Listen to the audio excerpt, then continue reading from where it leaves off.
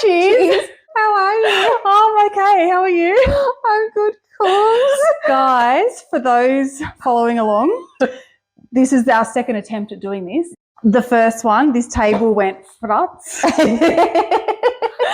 And now our surroundings, before we even had a sip of wine, our surroundings will smell like we're at a pub in Sydney at 2 a.m, but we're not. We are not. We are in lovely Lena's lounge room. We're in my lounge room in Western Sydney on a Sunday afternoon. But, so, you know, cheers. for those, yes, cheers, ka-ching. I'm Cass. I'm Lena. And you're on Unhinged Greeks. Yes, sir. What's sending you over the edge this week? What? My brain. Where did it go? Listen, I don't know if it's my brain. Well, what else can it be? I'm quite concerned for my lack of cognitive function. Cognitive. See, when I read something, so many things have happened this past week. I'll read something, and the way I interpret it is not what's actually on there. So I've read a birthday invitation, and it was actually one of the bookends, daughters that when I messaged you to say, can I take your kids to a birthday party? Yes. And I thought it was on the 1st of the month. It's not? No, that was the RSVP response. Oh, no, sorry. The RSVP date. By the 1st of the month? But then I put the date in my phone as the 3rd of that month. But it's her 3rd birthday. Yeah, so I lost my brain. I got the whole thing wrong. I read the birth date that she's turning as the RSVP date, and I basically would have turned up on the wrong day because I read it incorrectly. Microwave. Honestly, I read it, and the way I read it and computed it were two it's just not what was on the paper. I don't even know if it makes any sense. It kind of didn't, No. So your brain has sent me over. Your lack of brain. Like there was an invitation and there were 3 numbers on it, and so that part I get, but at the beginning you kind of threw me I was up. just trying to sort of explain it, but basically the date was wrong. Yeah. I couldn't have taken your kids to that party on that day anyway because there is no party on that day. Is the moral of the story. No one is going to a party on that date. School photos. So luckily for one of the school mums at soccer, she's like, oh, yeah, school photos is full summer uniform. I said, no, it's not. Winter, always been winter. Why do your children have different uniforms? Fuck, that just reminded me. Summer and winter? Do yours not? I need to get the boys' pants, or Xander pants. Phoenix doesn't. Yeah, okay. Continue. Yeah. So, yeah, luckily she read it and I didn't because I didn't compute that at all in all the words. I just didn't read. I would have sent them in the wrong uniform. I don't know. I'm just not coping. And I work in finance. Like, I'm going to put the decimal point in the wrong place or the numbers the wrong way around, and we're going to have some either very happy or unhappy customers. You know what? I'll tell you a story about when I used to work in finance, and I was in my early 20s, so I literally had no excuses that I was probably extremely hungover or scattered from a weekend of partying. But I dealt with putting contracts together. So once they were finalised and approved from third-party brokers, I then had to put contracts together. I cost this company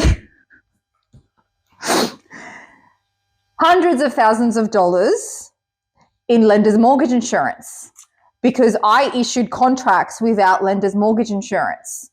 So customers were like borrowing at 95%, and there was no mortgage insurance. So of course they were signing and sending back. Yeah, they were happy as. They were like, yeah, that's what you gave me, and I agreed to it. Thanks, Cass. I was no longer working at said organisation after that. Yeah. Did they ask you to leave? No. Yeah, like I was a temp. I was a temp. Okay, right. So it was sort of in between. Yeah. I don't know. We are talking, I would have maybe even been not even 20s. Yeah, I would have died. Yeah, but I didn't know what it was. Yeah. I was just following. Well, yeah. Clearly I wasn't following instructions very well. Their instructions were not good. Maybe. Let's just go with that. Maybe. So putting a decimal point. I've got your back. Whatever. She did nothing wrong. Nothing, ever.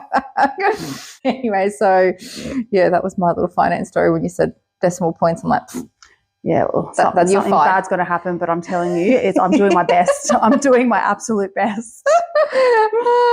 What's sending you over the edge? Fucking school holidays. School holidays are sending me over the edge. Too. I swear it actually feels like it's been 10 weeks. We're now on the tail end of the second week. They just want constant stimulation. I'm working full time. I'm very lucky that whilst I'm working at home, and I'm pretty quiet at the moment, so it's not so bad where I can be like, come on boys, let's go for a walk around the corner, or let's go to the park for an hour, and it's fine. Like nothing at work is going astray because I'm still getting my job done. But they just want constant, what are we doing? Enough. What are we doing? So I send them to vacation care, but then that adds up a lot of money because, we earn money, so we get no benefit from the government. Another story. Yeah. But, so vacation care has been far and few in between. And then it's like, okay, well, what else are we doing today? Are we doing this? I'm like, mate, when I was a kid, I used to lucky to be like, okay, it's the 2-week holidays. You're going to go to the movies once, and then we're going to maybe see our family friends a couple of times, and we'll go to the park and get, a rotisserie chook and some bread rolls, and that's our day out. Otherwise, you just had to have your own fun. Yeah, I used to love just having my own time. Like my bedroom was my domain. Yes. Like I would rearrange my bedroom. I mean, the kids might be, Tommy rearranges his room, not the furniture, but like where stuff goes. Yeah. So, like I would rearrange my furniture. I would, read books. I would write. I would journal. I would record, make music. Believe. Yes. Yeah, listen to the radio. And I mean, obviously we're talking in the 90s, which is very different, and times were different then. I just feel like they're so spoiled. And I know that's our own fault, but also like, where do you draw the line? It's the instant gratification as well. I mean, everything's instantaneous for them. Whereas we had to literally physically rewind the cassette tape to hear it again. Exactly. So it's a different time. But I'm counting down. So they're back at school next week, and good riddance, mate. I'm not. Yeah, I think they need it as well. Yeah. What are we here for today? So we are going to talk about what happens when a Greek girl, us, marries a white guy. Yes, a white boy. This is something that some of our listeners actually wanted to hear about because they both know, or that everyone knows that we're Greek and most people know we're white. So I think it's something that they wanted to find out and get a little bit of insiders on. Interested in. So I guess, yes, we're called the unhinged Greeks, but I think there's different levels of Greek. There's different levels of ethnic. And now we can say that, right? Yeah, 100%. So I'll just say there's different levels of wog. Yeah. You're being nice with the word ethnic. I am. But how Greek are we? I feel like I was a lot more Greek younger. I mean, I did Greek dancing for 20 years. Same. I taught Greek dancing. Same. I was really amongst the Greeks. Like, they were my people. I only dated Greek boys. Oh, see, I've always been anti-Greek. Yeah. Now that was, after that last, he's now gay. Yeah. And that was a savior. But, so I think I was a lot more Greek, a lot more, I used to love the Greek clubs and stuff Greek like that. Yes, yeah, like your hens party was fun though, going to the bosom. But then that's the thing, right? So I think whilst I was a lot more Greek, the culture is within me. But I mean, I haven't listened to Greek music in a long time. I wouldn't know what's latest. I'll still sing something that's from like 20 years ago, like the actual bangers. Yeah. And all like the Euro trash songs and everything from when we went overseas. Yes. But, look, I'm similar. Like it's in my heart, and I'm a very proud Greek, but I feel, I'm not less Greek now than what I was, 20 years ago, but it's not something I guess that we do day to day, but I've never been into the Greek guys. Scene, No, the Greek men. Like, it's just not been my thing. The old Greece. I feel like Brighton La Sands, cruising in their cars. I used to froth on that. And, and that's great. Like, you do you. It's just not for me. You love that. Yeah. I loved it. But I also, I do believe this, and I guess it's controversial, but I do believe that Greek men have got that tradition instilled in them, and their expectations are that they want their women in the kitchen and the bedroom. 100%. And I'm sorry, my friend, but no, you're not going to get that. That's just not what I'm about. Correct. So, I couldn't. And I think Paul, for me personally, and Carlos, I'll say on your behalf, they've embraced our culture wholeheartedly from day one. So, let's talk about that a little bit more. I think if you think of the Greek culture, there are, key pillars of that. You've got family, because the families in each other's faces, regardless if you got 2 or 10. You've got a really big family as well. I've got a very small family. I do. Family, food, yep. I think, and that really, it's very similar to the Italian culture, and I love the Italian culture. Yep. So food, hence what our white boys really have adapted to.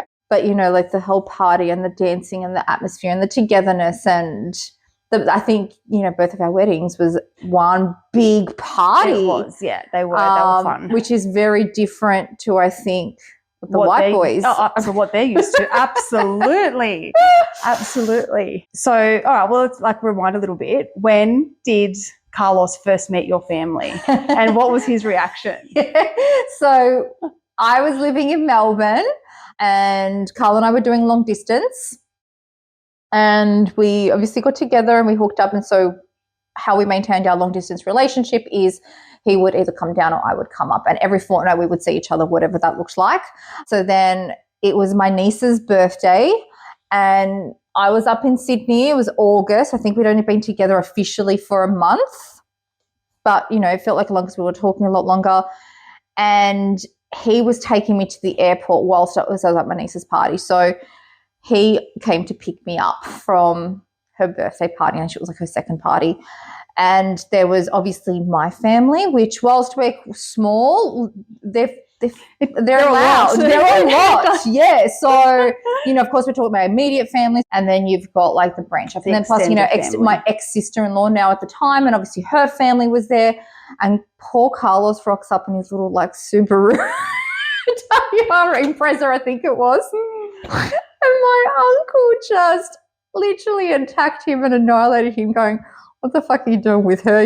There's no returns. You're fucking crazy. Take her away from us. Lucky Carl is, he can take the banter, but I think it was quite confronting, yes, I think is the better word. Yeah. Then it was that drive back to the airport. It is confronting because what a lot of people don't realise is we are not yelling at each other. We're just talking. And so we're naturally loud, and then we need to be 2 octaves louder than our normal voice just to talk over each other to get a point across. Correct. Because there's usually 5 or 6 conversations all happening at the same time in a very small area. So it's normal to us, right? The chaos is normal. But I don't think for a white boy to turn up to that, and this is like at a big property in Austral or wherever it was, southwest New South Wales, and there's just like all these Italians and Greeks and all of that just coming at him, and he's like, what the fuck is going on? Because we've known each other for so long. We went to school together. We didn't date in high school. We're definitely not high school sweethearts. This is relative because it's got to do with being Greek. But he was like, yeah, you were hot, but you had really hairy arms.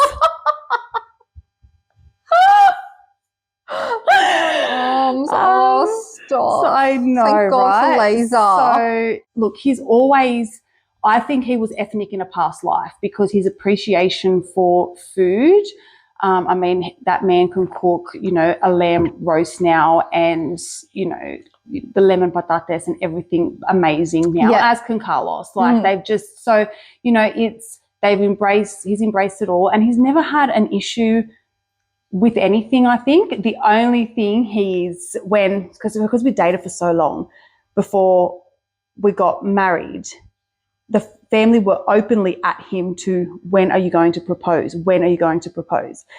And he, because there's so much, he goes, I would have done it well before I did if it wasn't for them. He wanted to prove a point. Yeah, he was like, just stop and get out of my face. Yeah, but no, he's been very good. And do you know what? You don't just marry me. He's married my entire family. He's married my mum. We're very close.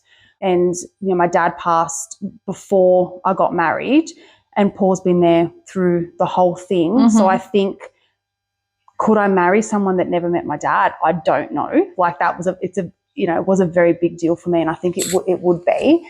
But yeah, pretty much now, mum's a package deal. So Helen just comes along to everything and is included in everything, and he is so okay with that. Yeah. So he just knows I've just married the whole family. Yeah. Yeah. What do you say? So whilst he's completely gravitated towards the Greek part of you and everything that comes with that, what do you think the hardest parts have been? For him, for both of you? Because obviously you've got two cultural differences. Like your family's loud, obnoxious in each other's face, in each other's lives. You've got the white side. I mean, they're equally loud and obnoxious. Yeah, he's got a big family too. He's got a very big family. So for us to have, a little at-home get-together, it's 30 to 50 people. Yeah. And all you've got to do is just invite one cousin on either side, and then then I've got to invite their sibling, and there's your 50 people. Yeah. So it's always an event. Everything is, it's always big. It's always an event, whether we want it to be an event or not. It just turns into one. I think what the biggest, he's just got that character where he takes it all on board. He can talk to anybody. Yes. And make friends with anybody regardless of their status. Like he just, we'll just talk underwater. Yeah. Yeah, no, he's been very good, very inclusive. He builds rapport. Yeah, quite well. So it hasn't been an issue for us. If anything, I was the one to clamp down on things that I didn't want. So we're creating our own new culture, right? Like our new, it's a blended culture, Greek marrying into white. So what I didn't want was, even though I have faith, so I'm Greek Orthodox, I have a very strong faith. However, I don't practice, and I dug my heels in with, I do not want to get married in a church. I did not know how that was going to go down well with I didn't know how it was going to go down at all, actually, like with my family, who are very conservative, very traditional, but they were fine with it. So we got married in a park. We did the Stefana, which was just like a symbolic, symbolic gesture towards my Greek heritage, I guess. But I really wanted to say vows, which is what you did as well. Like I really wanted to be able to look my husband in the eyes and tell him how I feel, whereas in the Greek church, it's all in ancient Greek. I don't understand it. How do I expect him to understand it, to stand there for 45 minutes and listen to, something that just doesn't add any value? I didn't want that. But, so that was our wedding, and I know yours was the same, but our christenings as well. So we've agreed to vaftisi, so christen the children Greek Orthodox. Well, you've done half and half, one of each. You've got a Greek and a white. Yeah, but he's asking a lot more about church and stuff as well. But I'm like, I just didn't send him. That's the thing with the Greek, to me. Like that's probably a thing that frustrates me about our culture and our religion and stuff like that. So for me to christen Xander, like the godparent has to be Greek Orthodox. Yes. There's no ifs, ands, or buts. They can't be Serb. They can't be Russian. I have to be Greek Orthodox to step foot in our church, which is ridiculous, right? Yeah. Religion is religion. It's Christianity. I'm not really a religious person in the slightest. There's a lot of rules. But, I guess it's just how I grew up. So for me, Lena's my best friend. It was no ifs, ands, or buts for her to be the nonna of Xander. But then come Nixie, I had nobody that was Greek Orthodox that I'd wanted to baptize my son. So I was like, you know what? Stuff it. At the end of the day, like I'm going to give you a naming day. I'm going to give the honorary godparent to Rana and BT because they are my people. Of course, yep. And you're going to get a naming day. It was a beautiful ceremony. And when he's older, if he chooses to go down religion, he can choose whatever path that is, whether it's Hindu, Greek, fucking Buddhism, I don't know, whatever he can then choose to do. Stand in a little baby pool and get baptized in the Greek church. Yes. Oh, we're going to my nephew's christening next month, so he'll get to witness that. That's cute. But he also doesn't know what a church is. Yeah. I threaten him churches with bad nuns. I'm like, you be your shit. The naughty boys home. The naughty boys home. I've packed that suitcase more than once to go to the naughty boys home. No, babe, the phone's ringing. It's the naughty boys home. They've got a vacancy? Yeah, good. You're going. Maybe the bloke was Tom's christened though, so I was going to say maybe that's why he is who he is, because he's not christened. Oh, I feel like it. He was christened very late though because of COVID, and again the poor thing, you just cried the whole time. It was horrific. But anyway, so yes, I guess that's just frustration for me from the cultural differences. But yeah, we did choose to get married in a park and do the ceremony and really just talk about us as opposed to do something in ancient Greek. Yes, correct. That they wouldn't have understood. There's a lot of things in, I'm not going to say Greek culture, that's stereotyping a little bit, but I guess in our families that we do just because we've always done. So there's traditions and we've definitely broken the cycle. And I remember Dad, when he was alive, always used to say, why are you dating white boys? Why are you dating, pure sinetos o malacas? Like, rah, rah, rah, he's not one of us. AI's not going to get that script. I can barely understand it. He's like, and I was like, Dad, you moved to Australia for a better life, but we're surrounded by Aussies. What did you think was going to happen? Yeah, but they're so cool because they're so cool, calm and collected, and they've grounded us. Yeah, 100%. That's one of the best things about Carl and his family. They stick in their corner. I don't even see them. I mean, there's probably parts to that why I don't see them. But even when they were in our lives, they just stuck to their own business, whereas the Greeks, they fucking want to know everything. Yeah. And it's frustrating, and I love that they just stick to their guns, and if they don't like you or, you're not invited to your wedding, and it's not an issue. It's not an issue. Whereas if something happens with the Greeks, you have to invite the person. What do you mean you're not going to invite them? Yeah. What do you mean you're not going to invite them? What do you mean? Correct. Just because he fixed my car 30 years ago, Cass, you've got to invite him. No, I don't. He did me a favour back then. We've got to return the favour. No. Different views on parenting. Have you found that you and Carlos have got different cultural views on parenting or raising kids? No, I think we're pretty much on the same page. Yeah. I don't think, Carl has been hands-on and been amazing. Yeah. I think the key difference that Carl sees between me, I think, is I need my family there. I have to have my family. He's like, why? He's like, what do you have to invite them for?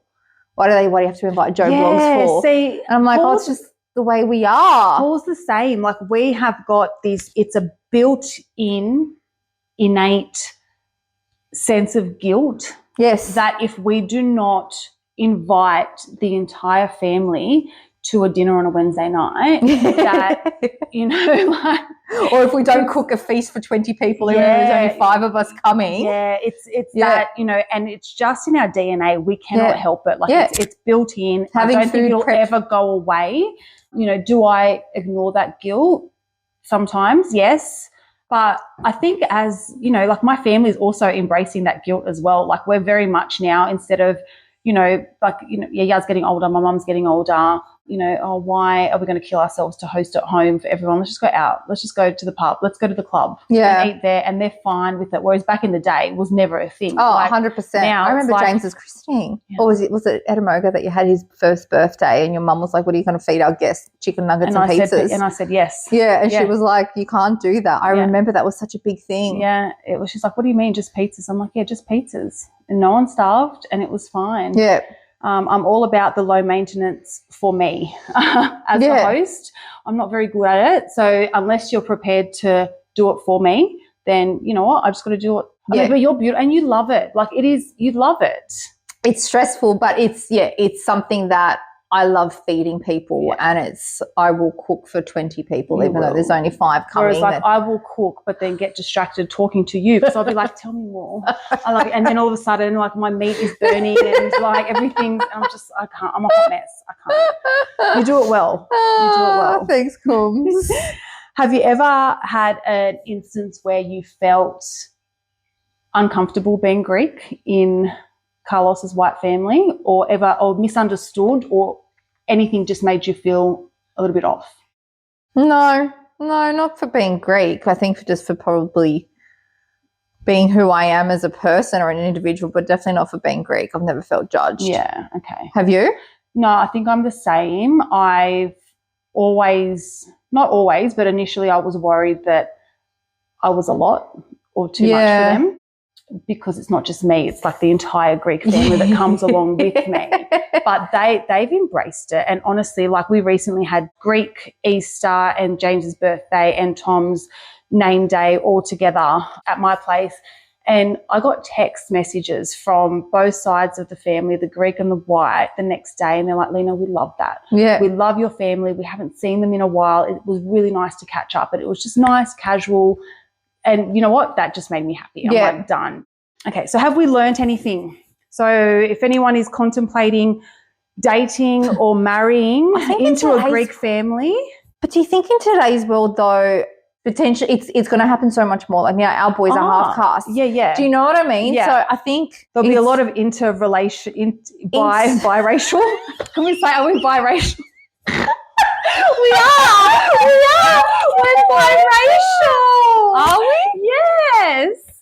What? Why? Because it's two races. But we are not. What do you mean? Yes, we are. We're just Greek. I'm first generation Greek. What do you mean just Greek? We invented the bloody alphabet. What are you talking about? What do you mean we're biracial? Two races together. Oh, like the family unit. Yeah. I think it meant like we as in individuals. No. Like our marriages, we're biracial. Yeah, okay. Yeah. Like our families, yeah. What have we learnt? I don't know. I don't know. I love that Carlos is so chilled. Yeah. And he's like, no, you don't have to invite everybody. Like not everybody has to be under this roof on this day because you're their blood or whatever, you know, we're just fucking having a lunch. Yeah. I'm like, yeah, okay, you know what, you're right. So I think I've taken that part, but he's always been my person to put me down to earth. So yeah, I think there's a lot of, I guess, in summary, there are a lot of good that you can take from both sides, the Greek and the white, and just whatever you don't want, just put it back. Yeah. And mash it up to. I think the food is the best part that Carl loves. Like I remember in our honeymoon, we got to in Greece and he's like, where's the grouse? Just give me the grouse. Like he just wanted the meat. Yeah. In the grouse. He actually got up and he did Zembekika. Did he really? I've got a video of him. Yeah. There was like a little live band at this Arvena that we're at and he's there, just gets up by himself and starts doing the zebs. It's so cute. It is. It's really nice that they've embraced it, and it's nice that they just go with the flow. Yeah, go with the flow because that's what we are about. Do you get worried that if we don't teach our children Greek, then the culture's going to die with this generation? 100%. 1,000%. Yeah, okay. Yeah, 1,000%. I mean, they're not, it's funny though, they're not interested like in learning. So we stuffed up because when James was born, Paul's rule was one parent speaks English and one parent speaks Greek. And we did it. We did it, and my mum would only speak Greek to James, and then Thomas came along and I was just in survival mode, and I'm like, I just need to speak whatever language comes out of my mouth and just to whatever get by. Brain is in you that day. And I mean, I went to Greek school, right? I did it on purpose to put get my HSC mark up, but I went to Greek school. I can read, I can write. Is it amazing? No. Like I still don't know where to put the tonos, like the accents all the time, but I can read, write, speak, understand. My brother cannot, and he has zero interest in it, zero. And it's actually happening with my kids. So James, zero interest, does not identify. He's actually said to me, I don't identify as a Greek person. I'm like, what do you mean? And he's like, yeah, no, I just think it's like I'm Australian. I don't. Whereas Thomas, he wants to learn every language under the sun. And his accent is so good. Really? Like he pronounces the words. Yes, very good. And he looks so white. So I'm interested to see where this is going to go with the boys. Yeah, I don't know. I feel like Xander's, I don't know. I've tried to teach them just the language, basics and stuff, but it's also I can't be bothered. And you do lose it. I'm in survival mode as it is. Apparently, I went to school not knowing how to speak English. Same. I did not know a word of English going to school because I was always with a young papu. Yeah. So, and that just like... Whereas my brother and sister, my brother, very, very little. My sister, not a word. She does not understand any word of Greek. She doesn't? No, not a word. No, Tom will know more than her. Wow. Yeah. Interesting. Okay. Yeah. She wants to learn, and she's like annoyed at my parents that they didn't teach her. Paul went to Greek school when we got married. Yeah. He went to Sydney Uni. I don't know if they still do it because this was like 10 years ago, but once a week he used to go and he used to have his little books and he learnt Greek. And he used to get the Greek newspaper and he used to try and read and try and follow along on the news. And I'm like, don't even try and listen to that news because it's way too fast for, I think, even a native Greek to understand. I just had a thought, the movie My Big Fat Greek Wedding. It is not like that. That is completely dramatized. But then there are certain parts where there are, like I think, the Easter celebration where, he rocks up and they're all introduced to the cousins and they want to cook him. I don't think it's very dramatized. I actually related to most of that movie. Like it was relatable, but it was very, the whole Windex bullshit thing and like the changing the word to a Greek word. But yeah, there is certainly. When Ian meets the family, there are certain parts, but it is quite dramatized. Oh, no, because so Mr. Portocales was very much like my dad was very much like him. And I remember in primary school, he would go, why are you speaking to that person? And my school is full of Turkish people, right? Full of Turks. So I got a history lesson from my father on like the Turkish and why I shouldn't speak to them and all this stuff, like very, very, you know, patriotic for the Greeks. And I'm like, bro, we're probably dark because the Turks raped us. Yes, or there was like, you know, there were relations that, really, you know, dark, but it's true because we should be blonde haired, blue eyed traditionally. So I was just like, what do you mean? You put me in this school and now you don't want me to talk to anyone. I need to have friends. So no, I related to that movie a lot. Yeah, okay, a lot. Yeah, I think Carl thought he did, but I was like, no, my family's not that. I mean, they're dramatic, but they're not that big. There's a lot. Well, that ties the end of that. Now, let's finish off with my favourite segment. I love this, but unhinged question time. Okay. If you had to start a cult, what would it be about? Probably perimenopause. I fucking love that subject. Or I don't love it. Like, I just feel like it's my life. Like, it just cross-references to everything. It would be about, the cult wouldn't be about, this is what the cult would be. The cult would be a commune of women. So we're all going to live together but separately. There's nothing sexual unless you want it to be, right? It depends on the time of the year. Exactly right. The time, correct. So we can just raise our children by ourselves, and we don't need any men. Okay. They can just come visit if they want. Like, we're in jail, but a voluntary jail. So would they come for what's the sexual visits? Conjugal visits? I sound like such a man hater, but I'm not. I do, don't I? No, I don't hate men, and I don't hate my husband. I'm just fucking over it. All right, well, thank you, everybody. I hope you all found that funny and a little bit of insiders into our bilingual or biracial family. Like Nicole, a biracial family. Please hit the subscribe button. You know, we are hearing people say, oh my God, your podcast is so funny. Well, fucking show us. Just hit the button. And share it, forward it to other people that are not, you know, that are outside of our friends. Correct, circle. Because the feedback we're getting, oh my God, you're so relatable. You're so authentic, Cass. You're so authentic, Lena. Your TED Talk's amazing. Mate, just share, por favor, and we'll see you next week. Thank you. Bye.